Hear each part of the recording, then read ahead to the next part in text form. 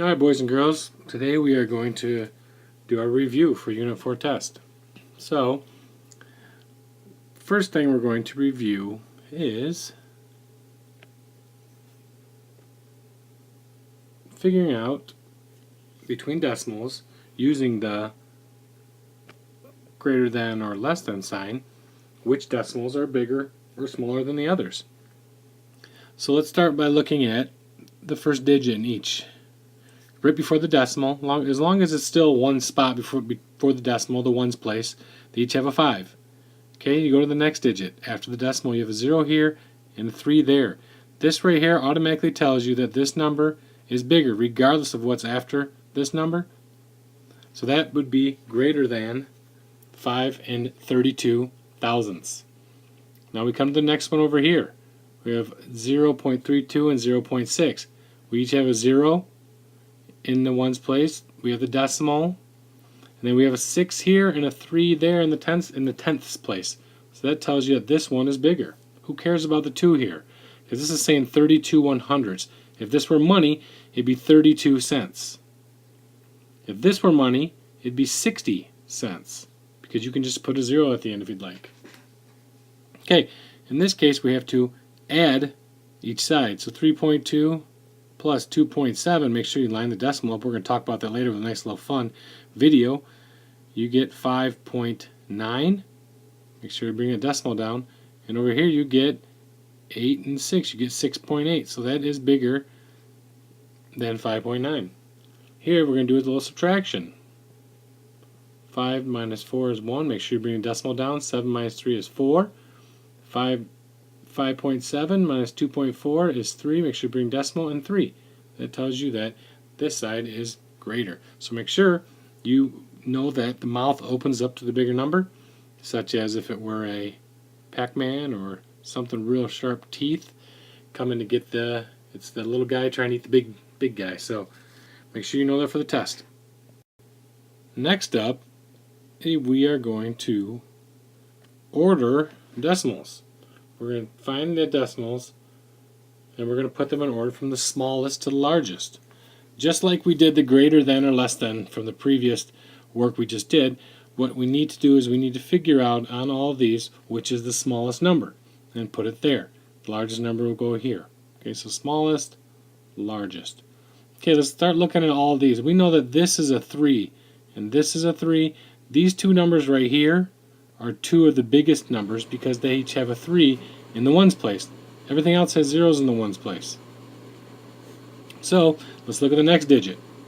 In the tenths, there's a 0 here, there's a 0 there, and you have a 1 and a 6. So we know these two won't be the smallest. It's either going to be this one or this one.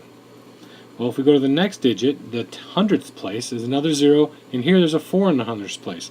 So this is telling you that 0.004 is the smallest number, so we'll cross it out, and then 0.04 is the next smallest. So that leaves us with these two numbers, of which is smaller, but you should be able to tell that the 6 in the tenths place is way bigger than the 1 in the tenths place, so the 0.1 will go next, then 0.6, and that leaves you with these two numbers, 3.5 and 3.05, because the 5 here is in the tenths place and there's a 0 in the tenths place there. 3.5 will be the biggest number, 3.05 will be the second biggest, or the next smallest. So remember to always start by comparing all the digits before and after the decimal. The next thing I want to talk about are numbers between two whole numbers. So if I use 2 and 3, most of you think, well, it's 2, then it's 3. There's nothing in between. But think about money. Think about between $2 and $3, how much money's in between it. You get $2.01, $2.02. I mean, I could go on and on, all the way up to $2.99. So think of that when you take the test. I want you to think about how in between dollar bills, which are whole numbers, all the many numbers you can get in between the two. You could even go as far as 2.1 and 2.2 and 2.3, because that'd be the same as $3.10, $3.20, $3.30. So there are tons of numbers in between these two. So make sure you use decimals and make sure you understand how many different numbers are between two whole numbers. Alright, the next thing we're going to do is we're going to measure to the nearest centimeter. So let's take this nail here, and we'll grab our handy dandy ruler here, and what we're going to do is we're going to make sure one of the ends line up correctly with the ruler. Try and make this ruler as straight as I possibly can. So over here you notice that the end of it starts at the 0. Not at this end of the ruler, it starts at the 0. So then what you want to do from here is, first of all, we're trying to get the nearest centimeter. These are centimeters up here. These right here are inches. We're not worried about inches. So we're going to look at the very end of it, and it falls right about 12 and a half, actually a little bit under 12 and a half.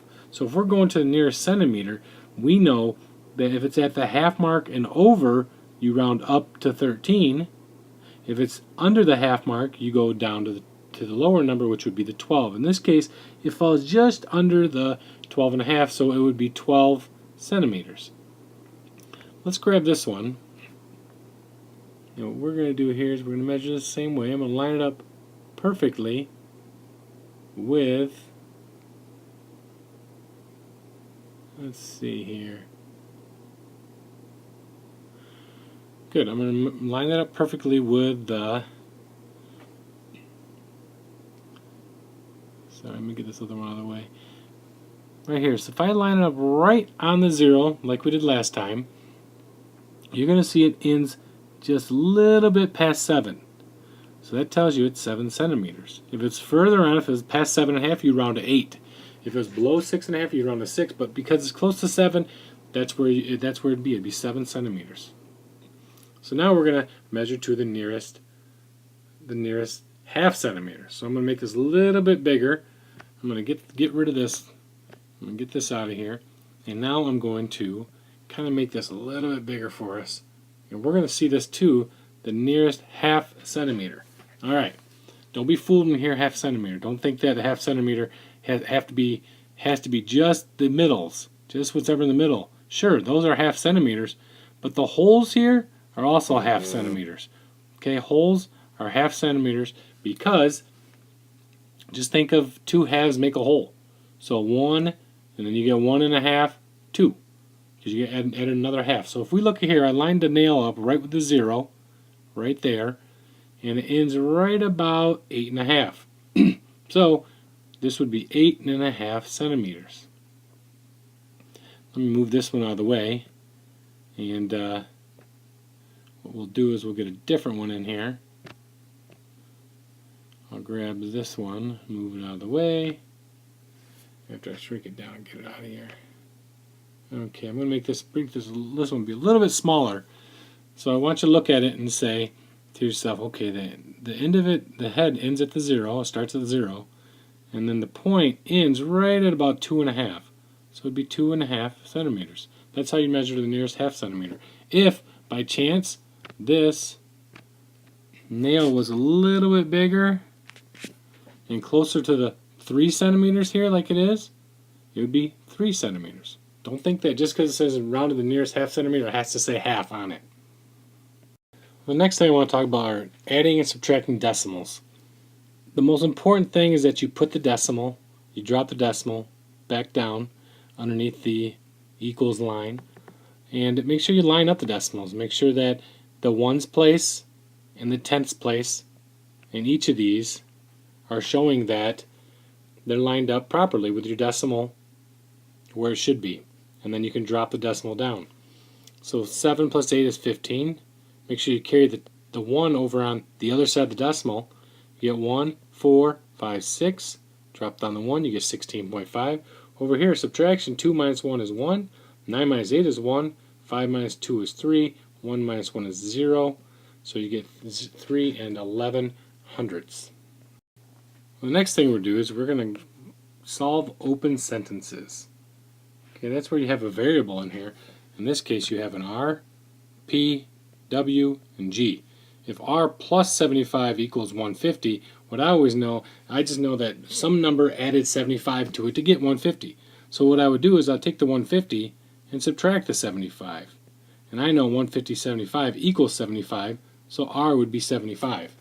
just to double check, I can always go back and plug my R in as 75 and do 75 plus 75 equals 150. That's correct, so you know that's right. 37 minus something got you 5. So you had to subtract something from 37 to get 5. So you know you subtracted quite a bit. So the trick here is to take your 37 and just subtract 5 from that to give you 32. Now let's see if 32 were here, if that would equal 5. 37 minus 32 equals 5. That's correct.